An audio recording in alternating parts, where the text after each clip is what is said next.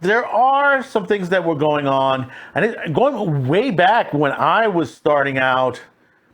When I was starting out in the business, I did some part-time work. One of my first jobs was a hardware store, and there were two things that were a problem with working in the hardware store. Was basically you had the glue huffers, which basically they sniffed glue. And we had one time where a guy kept coming back and forth. He came back several times with the glue. We had to take the whole row of glue off, hide it, and he came back, didn't see any more, and then he left. Because this guy just kept coming back, and you saw the glue on his nose. It was like all underneath his nose and all that, and you knew what he was trying to do. And people said, well, you refused to sell on him. I said, yeah, but the guy was coming back. And think of it like being a bartender. He was getting drunker and drunker and drunker. Next thing you know, if something happened, then they're suing you. The family is suing you.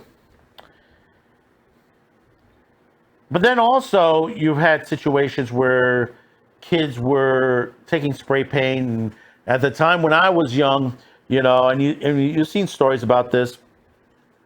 The subway art where they were spraying subways and stuff like that. And what happened was New York enacted a law that you had to be 18 and over to buy spray paint. And the law also situated is that the places that sold spray paint, the spray paint must be locked away, which we ended up getting these cages with keys, and basically the spray paint was locked in there. And they had to show ID 18 and over to get the spray paint on there. And it's the same thing during we got Halloween coming up this week. Eggs and toilet paper, there's going to be a reduction on that sales because basically, the kids are going to end up doing that. Now, one of the other things that's happened, this was recent, and this was happening during the summer. Now, we said we were topping this with whipped cream. Now, everyone, you've bought a can of whipped cream. You sprayed it on there. And it was really cool. It's nice. And there goes the bike for the night. I was waiting for that, folks. I was waiting for that one. So anyway, yeah, we were saying we're going to top this with whipped cream. And the thing about it is when you use whipped cream on there and it sprays out, you're wondering it's using some sort of compression gas to do that. Now, what most people don't realize is the compression gas on there is a nitrous oxide or laughing gas.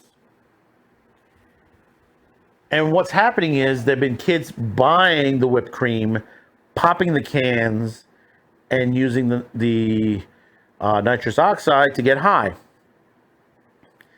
And there's been a rampant amount of these problems that have been happening. Most people you haven't seen this in the major news unless you're in New York. At the end of the summer, New York put out a rule that, and this is off the Daily News, New York stores begin enforcing ban on the sale of whipped cream canisters to those under 21. And we're going to read a little bit into this from the New York Post. ID checks for whipped cream are rolling out at stores in New York as more as retailers to enforce a year-old New York State law banning whipped cream canisters to anyone under 21. The law passed last year that teenagers are increasingly getting high and inhaling nitrous oxide to use as a propellant canisters. See, the thing is, this, like I said, this law, even though it's come out recently, it goes back a year, and it just was forgotten. It was just totally forgotten. And that was during the COVID era. The first offense of selling whipped cream canisters to someone under 21 comes with a $250 fines, up to $500 for sequence violations. Nitrous oxide or laughing gas, a dissociative anesthetic that can be inhaled, discharging in nitrous gas cartridges known as whippets. According to the Alcohol and Drug Foundation, in addition to a short-lived euphoria, The drug can also cause the loss of blood pressure, fainting, heart attacks, and sudden death, potential long-term effects including memory loss and psychosis.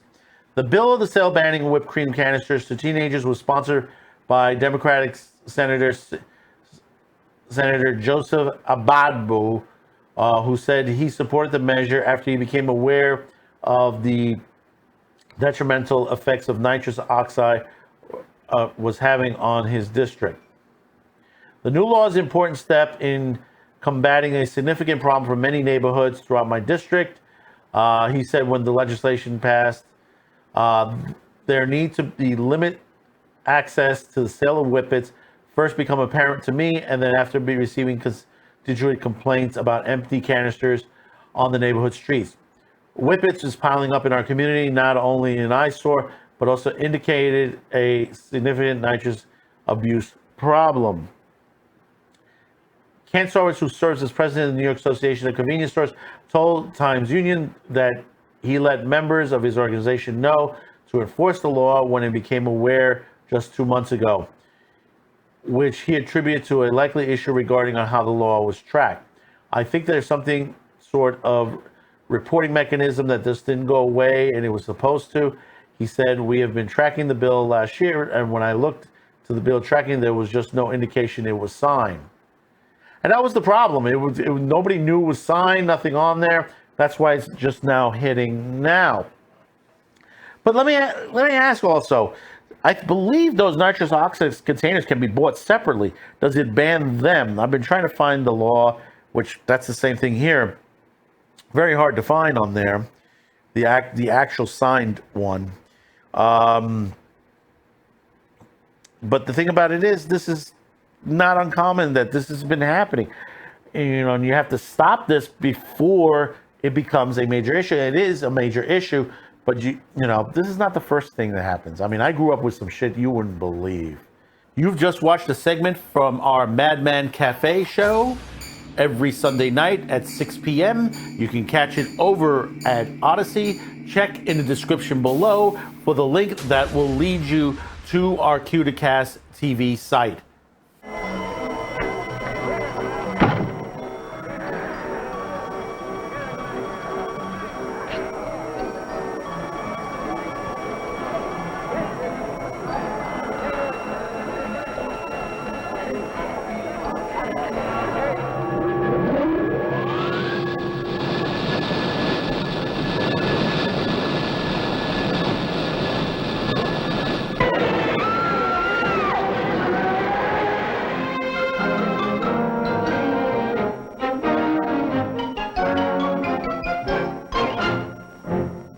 Good evening, and thank you for allowing me to come into your living rooms.